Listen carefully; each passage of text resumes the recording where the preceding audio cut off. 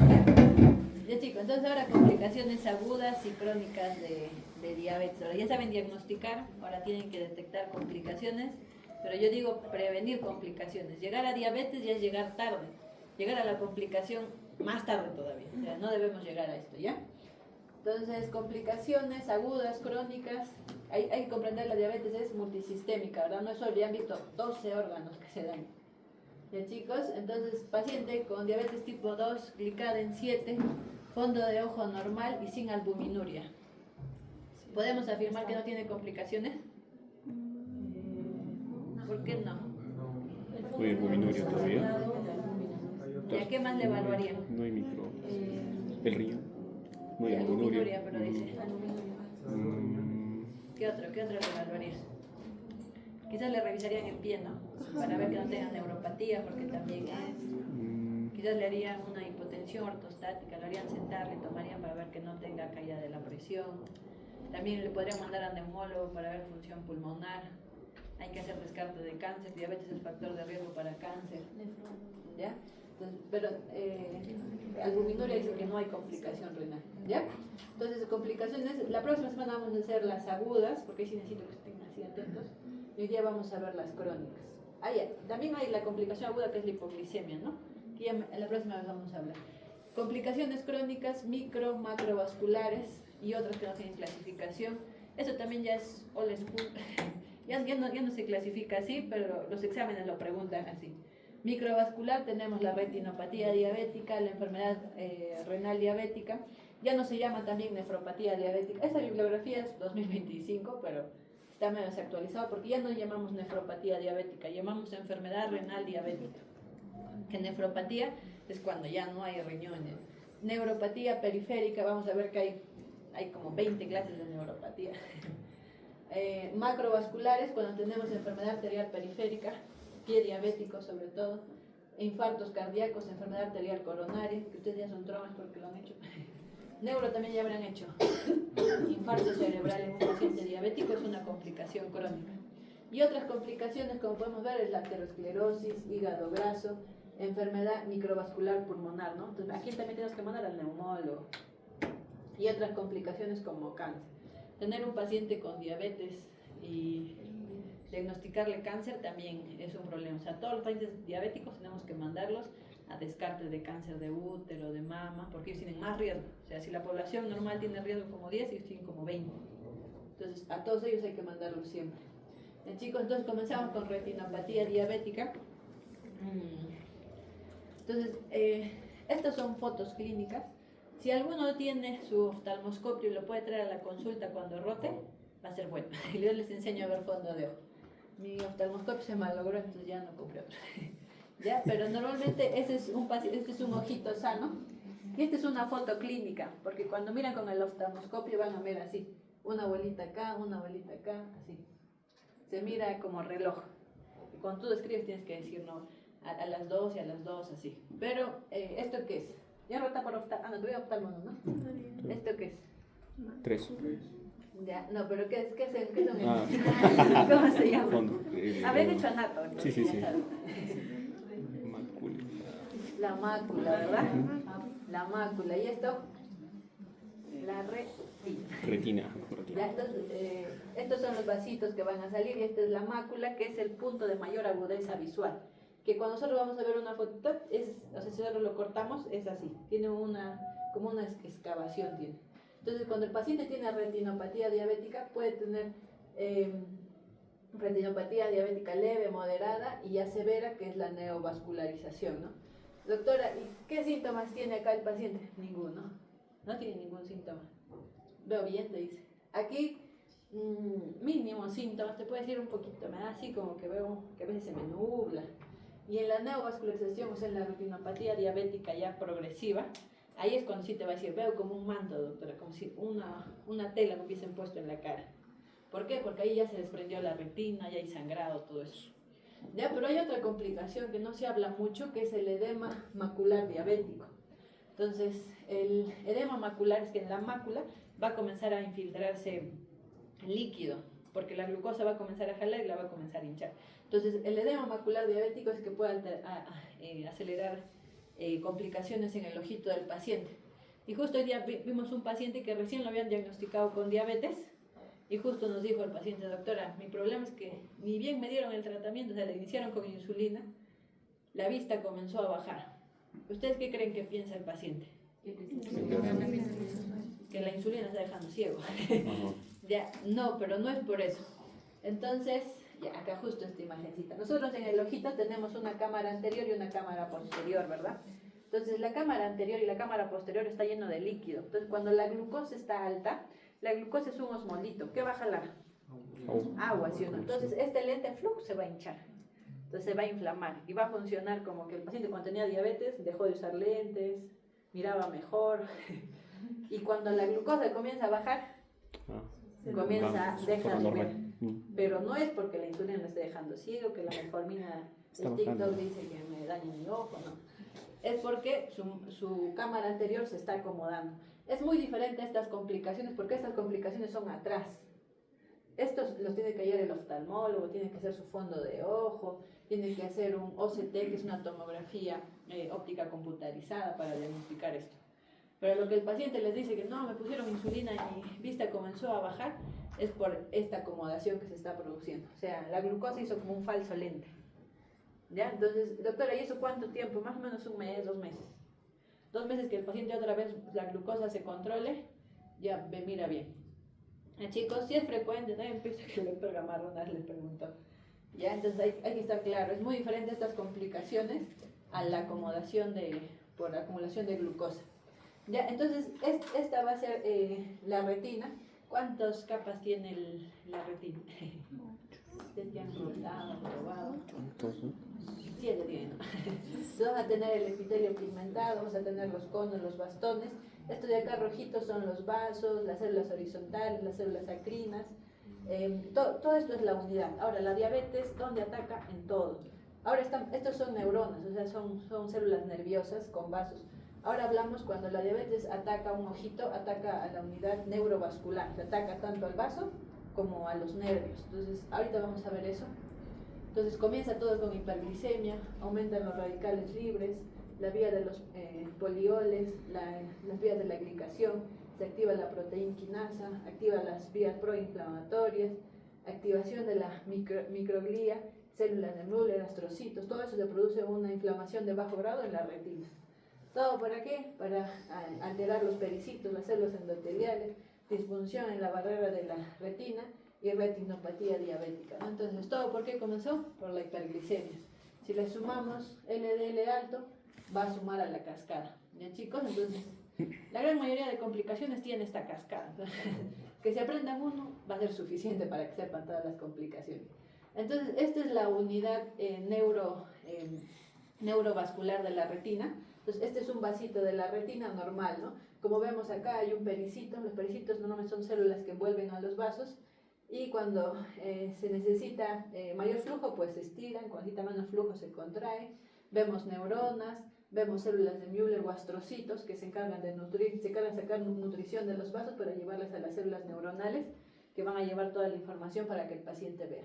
La imagen B es un paciente con diabetes. Entonces vemos que el paciente con diabetes pierde los pericitos, hay microhemorragias, hay formación de microaneurisma, se activan las acoporinas, se activan factores de crecimiento endoteliales. Y doctora, ¿por qué es importante saber todo eso? Porque hay tratamientos directamente por esto. Los anti-VEGF son los últimos tratamientos que se tienen para retinopatía diabética. Entonces ahí los oftalmólogos ahora están poniendo a todos anti-VEGF. Cada ampollita creo que cuesta 5.000 soles. Hay en Perú.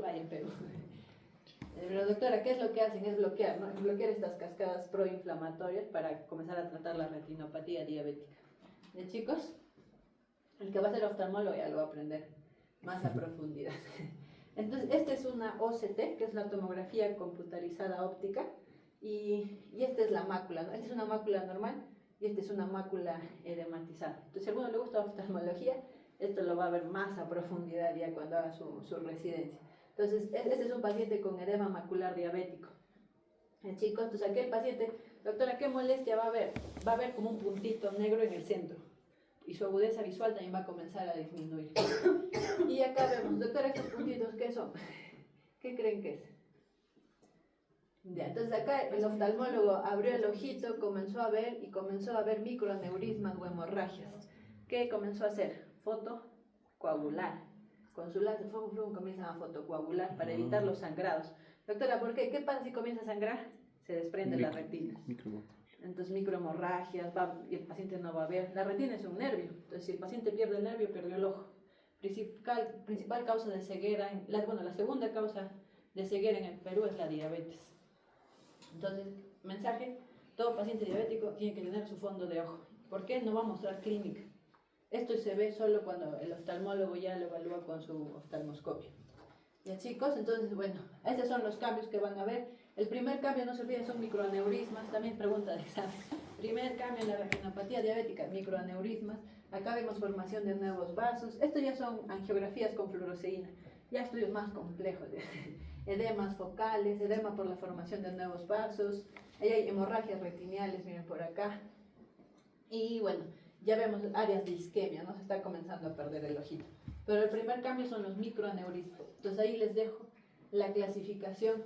Ahora, doctora, ¿qué es primero, la retinopatía o el edema macular? El edema macular acompaña toda la retinopatía. O sea, el paciente puede tener doble lesión.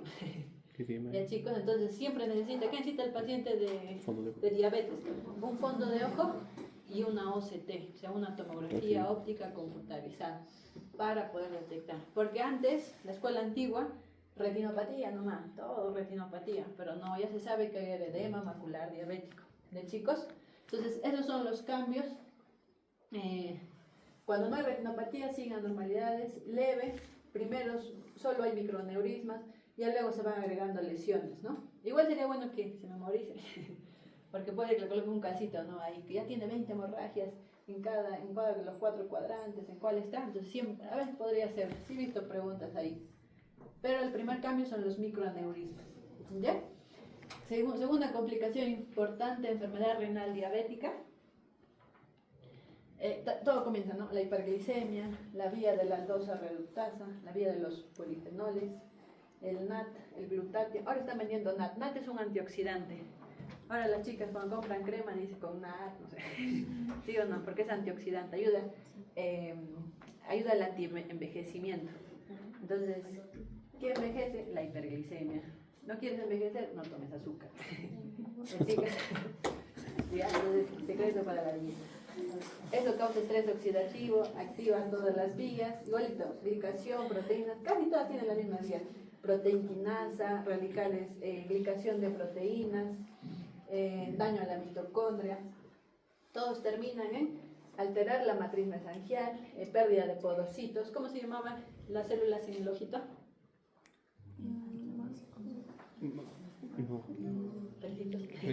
Ya, acá en cambio se llaman podocitos. Las células del riñón son los podocitos. Fibrosis tubulointersticial, glomerulosclerosis. Y la principal complicación que vamos a ver es la albuminuria, ¿verdad? Con disminución de la tasa de filtración glomerular. Entonces, ¿cómo yo la tasa de filtración glomerular? Con la creatinina, ¿verdad? Ustedes han hecho su seca de EPI, PONC, nefro, entonces saben hallar eso. Y la albuminuria, ¿cómo? Le pedimos en el examen, ¿no? Proteinuria 24 horas o albuminuria 24 horas al paciente. ¿De chicos? Entonces, la hiperglicemia, ¿qué va a causar? Alteración, va a sobreestimular el sistema renina-angiotensina-aldosterona. Doctora, ¿por qué es importante eso? Porque si el paciente ya está comenzando a tener presiones elevadas, rápido tienes que ver el riñón. ¿Por qué? Porque quiere decir que la hiperglicemia ya está comenzando a alterar el sistema renina-angiotensina-aldosterona. Entonces tú tienes que activar rápido y comenzar a dar antihipertensivos. Porque si esto se hace un ciclo vicioso, pues el más dañado va a ser el riñón. Ya eso causa hiperfiltración, daño en la barrera, inflamación, todo que termina en nefropatía progresiva. Ese es un riñoncito normal, ya lo conocen. Los cambios que vamos a ver en enfermedad renal diabética es una vasodilatación de la arteriola aferente, ¿verdad? ¿Cómo se llama esto? El glomérulo, ¿verdad? Entonces en la diabetes vamos a ver una hipertrofia glomerular, vamos a ver aumento de la filtración de glucosa y cloruro de sodio. El cuerpo es inteligente, el cuerpo quiere botar el exceso de glucosa, entonces ¿por dónde lo va a botar? Por el riñón. Entonces, ¿y cómo va a comenzar? Va a comenzar a botarlo por la orina, ¿verdad? Entonces lo va a comenzar. Pero nosotros tenemos los transportadores SGLT2. Si hay SGLT2, ¿hay SGLT1? ¿Dónde está? En el intestino está. Entonces tenemos, si hay uno hay dos, ahora hay tres también. Ya, chicos, pero estos comienzan a reabsorber. Entonces el problema es que como tenemos estos transportadores, ellos comienzan a reabsorber. Los nuevos medicamentos bloquean esto. ¿Para qué? Para hacer glucosuria, ¿no? Pero bueno, en este caso el paciente ya está con glucosa 200, su riñón ya está sigue produciendo glucosuria. Hay una activación del sistema renina-angiotensina-aldosterona que contrae, porque este sistema renina-angiotensina-aldosterona que se produce por la hiperglicemia, ¿de qué se encarga? De aumentar la presión, ¿verdad? Entonces, ¿pero cómo hace? Disminuyendo la filtración, para que no pase tanto líquido, para que se reabsorba más líquido y comience a elevar la presión. ¿De chicos? Entonces, lo tienen que repasar. Mi consejo siempre es, entre ustedes tienen que enseñarse. A ver, explícame la nefropatía, entonces, para que ustedes van a ir aprendiendo. Entonces va a haber dos daños en el glomérulo, daño de los podocitos, que son estas células que son células que se comienzan a abrazar los vasos del glomérulo, y cuando hay mucha carga pues los comienzan a filtrar menos o filtrar más. El epitelio es fenestrado del glomérulo, entonces van a pasar mínimas proteínas, deberían pasar como 10.000 equivalentes de albúmina, pero termina pasando más en la diabetes. ¿Por qué? Porque este epitelio se comienza a dañar, también hay lipotoxicidad, comienza a llenarse de grasa. Entonces cuando uno hace la anatomía patológica, lo que va a haber es daño en los podocitos, acumulación, los podocitos están llenos de grasa. Esos son los daños que normalmente ve el patólogo una vez que se ha dañado ya el glomérulo. ¿Ya, chicos? ¿Duda, preguntas en esto? ¿Todo claro? Ya. Estas son las lesiones de Kimmelsell-Wilson. Son las lesiones para anatomía patológica, ¿no? También ha sido pregunta de examen, ¿no? ¿Qué lesiones patognomónica de nefropatía diabética? ¿Ya? Pero sí, esto también ya es lesión tardía, ¿no? Muy tarde. Nosotros tenemos que llegar antes que encontrar eso. Entonces, doctora, ¿cuándo hago el screening? ¿Cuándo voy a chequear a mi paciente el riñón? Si es diabetes tipo 2, ni bien, doctora, hoy día me diagnosticaron diabetes, hoy día le están mandando su albuminuria y su creatinina. Doctora, si es diabético tipo 1, a los 5 años. ¿Ya? Los otros tipos de diabetes, normalmente es al diagnóstico también. MOD y los otros al diagnóstico. Pero en diabetes tipo 1, que son normalmente los niñitos, les mandamos después de 5 años, porque el daño todavía no es inmediato, va a demorar en ellos. ¿Ya, chicos? Si un resultado sale positivo, hay que repetir hasta confirmarlo, ¿no? Y ya bueno, los tratamientos ya se inician si hay complicaciones. Doctora, ¿cómo hago el screening? Podemos hacer un radio de albúmina creatinina en orina y también IA, no es O, y medir la tasa de filtración glomerular, ¿no? Aunque eso lo hacemos con creatinina, le hacemos su CK-DEPI al paciente y obtenemos. Doctor, ¿y cómo sé que es el diagnóstico? Si hay una albuminuria más de 30, o hay un radio de albúmina creatinina mayor o igual a 30, o hay una disminución persistente en la tasa de filtración menos de 60. Es pero siempre se recomienda hacer los dos exámenes. Doctora, ¿y cuál me indica un daño temprano? Normalmente la creatinina la van a ver normal, se suele ver normal. En consulta ya vamos a ver que creatinina 0.6 normal, pero albuminuria presente. Entonces, primer daño, primer marcador es ese. Chicos, entonces la albuminuria, no olviden. Doctora, si le hago una ecografía, la ecografía también demora en haber cambios. Normalmente, ¿qué es lo que pasa? Se comienza a crecer el riñón. Entonces, sí, a veces podría ser un indicativo, pero tiene que ser una ecografía como que especializada en riñón para que te determine la corteza suprarrenal, que te diga hay disminución de la corteza. Y si el paciente tiene solo un riñón, tiene falla renal. En nefro habrán visto eso, ¿no? Sí, la reserva. Sí, ya es enfermedad renal. Entonces la CADIGO, que es la guía de los nefrólogos, ya ellos hacen esta tablita, que es una tablita de calor, y hace que crucemos, ¿no? Por ejemplo, doctora, mi paciente tiene albuminuria 25, ya está acá. Y su tasa de filtración es más de 90, está en verdecito, no hacemos ningún tratamiento. ¿Qué pasa? No, mi paciente, doctora, ya tiene más de 300 de albuminuria y su tasa de filtración ya está acá. Entonces hay que tratar o referir al paciente. Doctora, ¿qué es lo que maneja el nefrólogo? Estos. Los bien rojitos maneja el nefrólogo. El endocrinólogo puede manejar todo el resto. ¿Ya? ¿Por qué? Porque aquí el nefrólogo ya lo va a preparar. ¿Para qué lo prepara? Diálisis. ¿Ustedes han hecho diálisis cuando un Rotec nefro? Sí. ¿Qué había más? ¿Quiénes se dializaban más? Diabéticos, ¿verdad? 9 diabéticos, un lupus no se dializa. Entonces, pero eso es mal trabajo mío. ¿Por qué? Porque no lo estoy detectando a tiempo, el paciente ya llegó con complicación, acá pasaron siquiera 20 años de enfermedad maltratada. Pero chicos, esto es llegar tarde, ni siquiera debemos hacer esto. Ya el tratamiento, actividad física, comer sano, no fumar, perder peso. Y esto lo vamos a ver el tratamiento, porque el tratamiento ya es un poco más complejo y especializado. Y hemos avanzado, ya estamos con inhibidores de la PCK9, ezetimibe. Yo creo que son medicamentos que ya ustedes tienen que aprender, la finerenona. Son nuevos medicamentos para tratar a paciente con complicación renal. Bueno, los que ustedes habrán visto en nefro, ¿no? En nefro o en cardio versus GLT2, buena línea de tratamiento. Bien, chicos. Doctora, ¿y el control glicémico importa o no importa en un paciente para evitar nefropatía? Bueno, esos son todos los estudios que lo avalan. Paciente con enfermedad renal tiene que tener buen control glicémico. Lo que se recomienda es una hemoglobina glicosilada a menos de 7. Ese es nuestro objetivo. Doctora, no quiero que mi paciente llegue nunca a complicación renal. Hemoglobina glicosilada a menos de 7. Siempre si está a menos de 7, te aseguras que ese paciente nunca va a ser complicación renal. Ya, esos son todos los estudios que avalan. Compararon, ¿no?, glicadas de 9 y 7 y se dieron cuenta que 7 es el punto de corte para evitar complicación renal y también enfermedades cardiovasculares. Doctora, ¿y la presión importa? Sí. Normalmente el paciente diabético a veces es hipertenso. Entonces, igualito, se hicieron estudios, ¿no? Dijeron, compararon irbesartán de 150, irbesartán de 300, o irbesartán con placebo, y se vio que cuando la presión arterial estaba controlada con antihipertensivos, sobre todo más aras que yecas, o sea, los sartán, irbesartán, todos esos, se protegía más riñón. ¿De chicos? Incluso en este estudio también, con dosis de 300 se controlaba mejor al paciente. Ya vamos a ver también cómo se maneja a los pacientes con enfermedad renal. Estos son los nuevos tratamientos, la finerenona, Firialta, se llama el medicamento, que también ya han demostrado protección renal, ¿no? A veces sí, pues damos finerenona, pero de nada sirve si es que no cambian dieta. Ya, siguiente complicación, neuropatía, el eje es el mismo, ¿ya? Activación de los AGE, vía polifenoles, todo en que terminamos en daño axonal, disfunción mitocondrial, daño del ADN, entonces todo eso puede complicar. Entonces acá vemos cómo las mitocondrias de las neuronas se han comenzado a perder y la principal causa de neuropatía en el paciente es la de en calcetín y guante. Ya, entonces eso es muy frecuente que lo pregunten, ¿cuál es la principal neuropatía diabética? La de calcetín y guante, que el adormecimiento comienza en las partes distales, ¿no? En las manos y en los pies. Ya, estas son todas las neuropatías, creo que son como 20 neuropatías. Las neuropatías difusas, o sea, las que se presentan en todo el cuerpo, son las más frecuentes.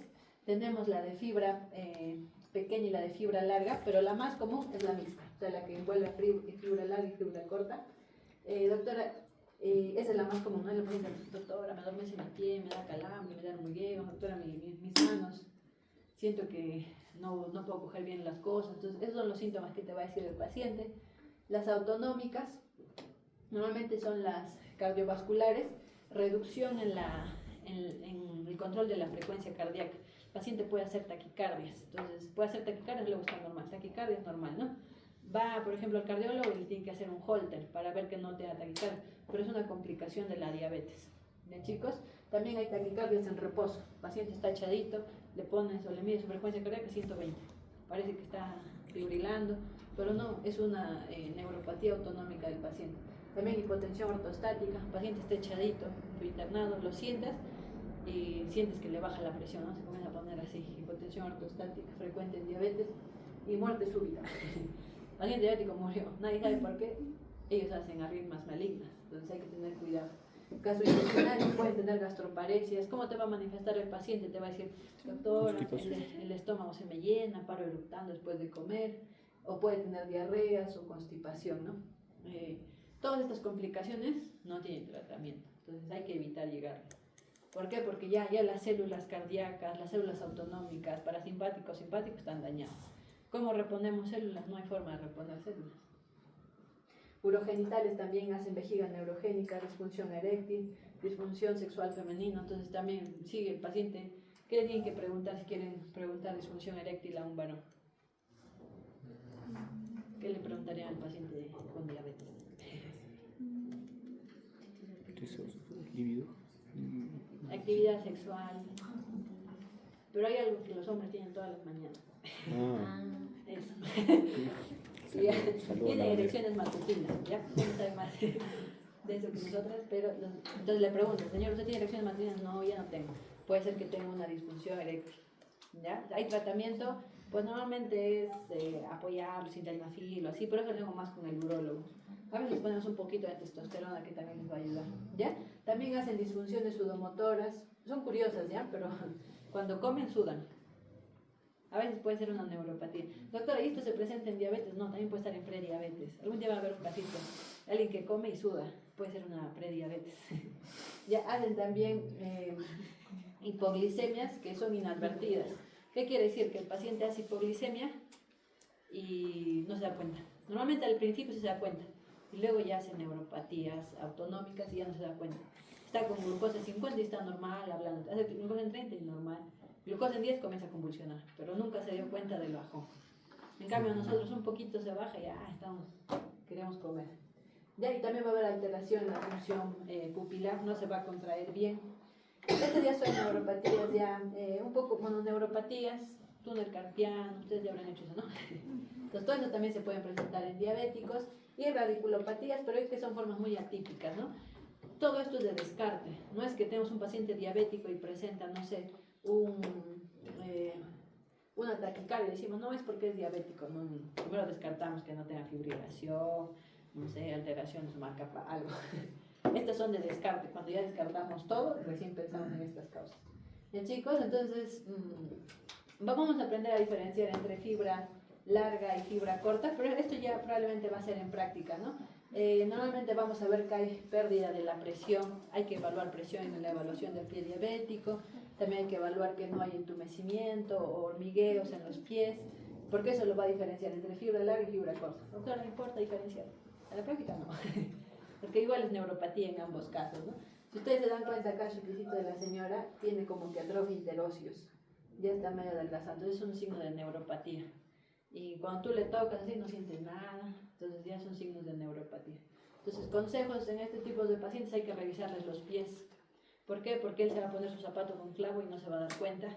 Luego va a venir con una herida sangrante y ya va a ser trágico, porque el traumatólogo no va a decir vamos a limpiar, va a decir hay que amputar. ¿Por qué? Porque esa herida ya está toda infectada, está sucia. Entonces, si tiene un familiar diabético, su mejor regalo es una Skechers. Los Skechers son buenos zapatos para pacientes diabéticos, son blanditos, suaves, que protegen todo el pie. ¿Ya, chicos? Joca. ¿Cuál? Joca. O sea, lo que no recomiendo son esos, los duros. No sé, más. Caterpillar. Caterpillar. Skechers. Ya, estos son los diferentes tipos de neuropatías. No se olviden, este es el más frecuente, siempre preguntan eso. El de fibra larga, el de guantes y calcetines. Y estos son los otros tipos que ya los pueden diferenciar, ¿no? El paciente diabético puede ser síndrome túnel carpiano, sí, también puede ser. Pero primero hay que descartar otras cosas, ¿no? Que no vaya a ser inflamación, no sé. Ya. El tratamiento, importante, el control glicémico, ¿no? Ahí están todos los estudios que lo avalan. Si tenemos buen control glicémico, el paciente no debería ni tener síntomas ni desarrollar la complicación. Objetivo, glicada menos de 7. Los tratamientos, venlafaxina, duloxetina, amitriptilina, pero normalmente en el hospital que tenemos, gabapentina, ¿no? ¿Ya, chicos? Entonces, ahí sí tienen que conocer los efectos adversos. Uno causa disfunción sexual. Si es un paciente joven con diabetes y le das venlafaxina y no tiene erección, pues se va a preocupar. Entonces, siempre hay que darlo orientado al paciente. ¿Ya, chicos? Ya. Ahora, los diagnósticos diferentes no se notan bien. Bien, les voy a pasar. Pero estos son los diferenciales, como les digo, es de descarte.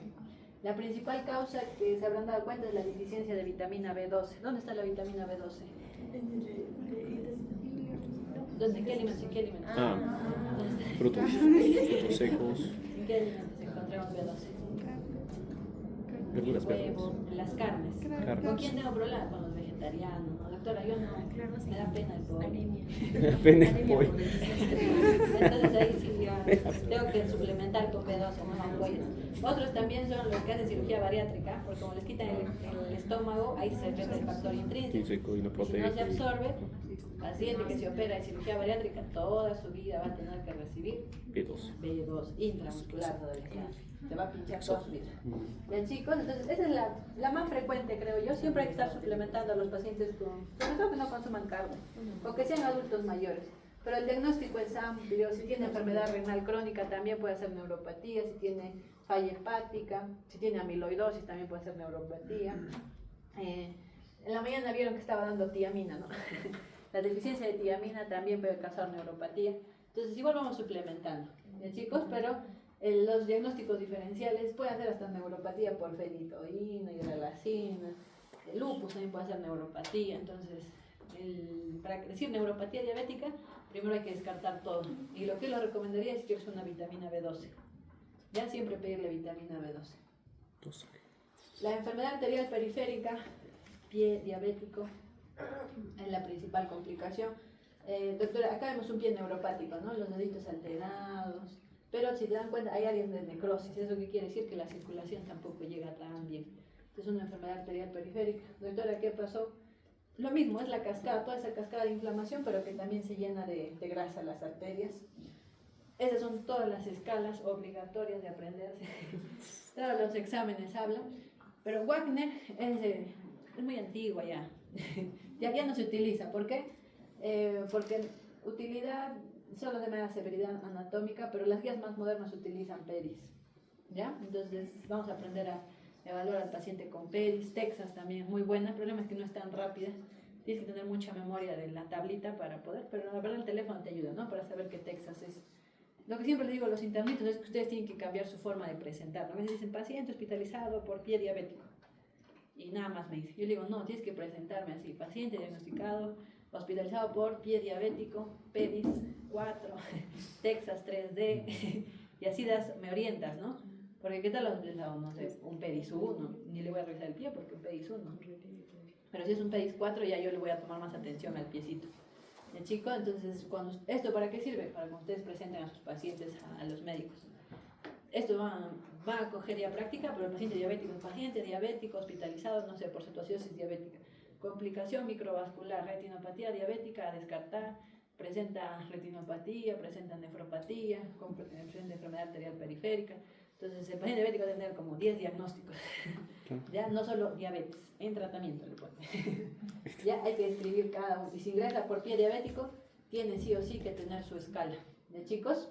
Entonces, bueno, las escalas básicamente, Wagner creo que ya la conocen también. Antes se preguntaba, ahora ya no lo he visto en exámenes.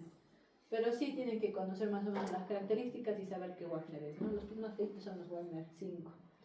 Y el PACE es el que más utilizo yo. El 1 y 2 lo manejo en su casita porque son heridas simples, superficiales, piel interna. 3 se hospitaliza, 4 se hospitaliza, limpieza quirúrgica y alta probabilidad de amputación, porque ya son pies más infectados y el paciente tiene sepsis. Sepsis o SIRS es falla multiorgánica. Entonces el paciente está haciendo falla renal, falla por un pie infectado. Esto se equivale a un infarto cardíaco. A veces el paciente llega con infarto, todos corren, ¿no? Aspirina, clopidogrel, pero llega con pie diabético, no, ya, que le vea endocrina. No es así, esto equivale a un infarto. Se está infartando el pie, pero por una infección. ¿Qué tenemos que hacer? Abrir, ¿no? Para que salga toda la pus y el pie se pueda salvar. Ya esta es la escala Texas, igual ya tienen que aprenderlo. Ya en práctica lo vamos a ver más. ITB es el índice tobillo-brazo. Entonces medimos la presión del tobillo y medimos la presión del brazo. Y con un Doppler vemos. El ITB debe ser más de 0.8, eso quiere decir que la presión debe ser mayor que el bracito, para ver que no hay obstrucción. Doctor, ¿qué pasa si hago la división y me sale 0.5, 0.3? Hay obstrucción. No está llegando buen flujo al pie. Índice tobillo. Y este índice nos indica que hay compromiso vascular ya. Chicos, estos son arteriografías, entonces todo es calcificado total. Es de pacientes diabéticos, son muy feitas sus arterias de los diabéticos, se calcifican muy rápido, es ateroma, hay que tratar integralmente. El tratamiento en sí acá a los pacientes es modificar factores de riesgo, corregir el LDL, glicado, presión, algunos veces damos antiplaquetarios. Se da mucho clopidogrel, así pero hay que tener cuidado, ¿no? Porque a veces también podemos causar sangrados a los pacientitos. Calidad de vida no está limitada, monitorizamos, ¿no? Pero si la calidad de vida ya se ve limitada, entonces tenemos que dar terapia física, damos ejercicio supervisado, nos ayudamos de medicina física, farmacoterapia, sí vamos a aprenderle un fármaco. De chicos, pero si es que lo que hacen normalmente cardiovascular, los que van a ser médicos como cardiovasculares, no sé qué sería, miren Grey's Anatomy, sí, como Cristina ya, ella cardiovascularizada. De chicos, ¿qué es claudicación intermitente?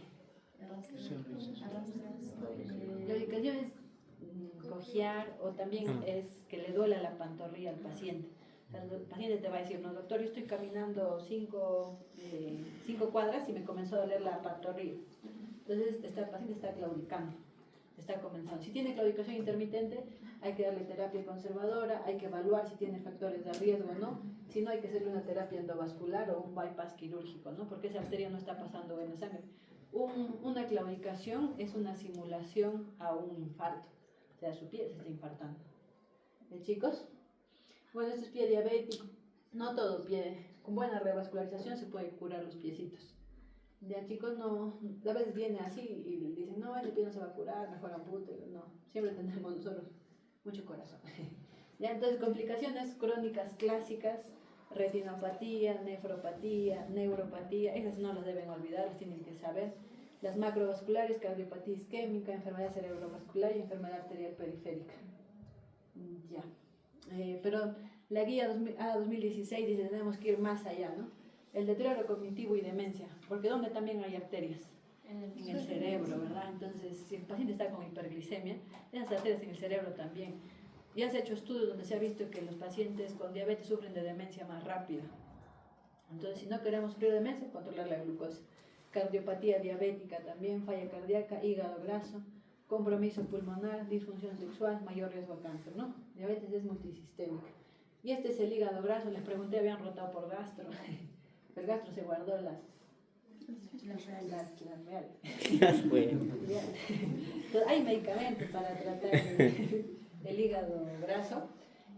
Están los análogos del GLP-1. Incluso esto es en pacientes diabéticos, solo con pacientes con obesidad. Ya se puede dar análogos del GLP-1 para tratar hígado graso. Cuando ya hay MASH, o sea, ya hay una inflamación severa, a veces ya también hay el resmetirom. Todavía no hay en Perú, pero también se puede dar un análogo de GLP-1, que eso hay en Perú, ¿no? Entonces ven que ya en ciertas etapas del hígado graso podemos dar tratamiento. ¿Bien, chicos? Entonces sí tienen tratamiento de hígado graso. Pero va acompañado de dieta, ejercicio, ¿no? De nada va a servir su adobo con su tirsepatida. Ya, entonces caso 1, 58 años, diabetes, glicada en 7, sin albuminuria, fondo de ojo normal, pero refiere lentitud cognitiva y fatiga. ¿Qué complicación no clásica está sospechando?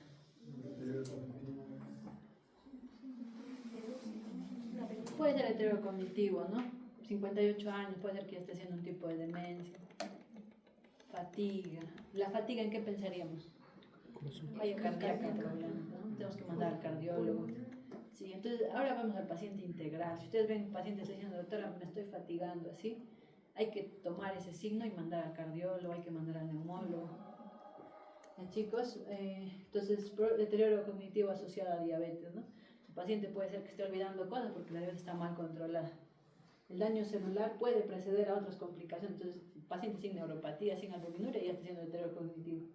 Pues ya se está complicando. 55 años, diabetes 12 años, sin retinopatía, nefropatía, disnea leve y baja tolerancia al ejercicio. ¿Qué órgano suele olvidarse evaluar? Pulmón. Pulmón, ¿no? O corazón también podría ser. Disnea. Baja tolerancia al ejercicio. Corazón, ¿no? Una cardiomiopatía diabética. Sí, siempre al cardiólogo hay que decirle que le haga un ecocardio, pero el cardiólogo no quiere hacer EKG nomás. Y chicos, no, siempre. Disfunción miocárdica puede ser subclínica, el paciente puede estar normal así, luego el paciente le hacen un ecocardio, ya tiene microinfartos, tiene estenosis valvular, entonces es muy complejo cuando se trata de estos pacientes. Ya no toda complicación diabética es visible o clásica, hay que buscarlas. No es solo mandar a hacerle el ojito o revisarle el pie, hay que buscar más complicaciones, sobre todo cáncer.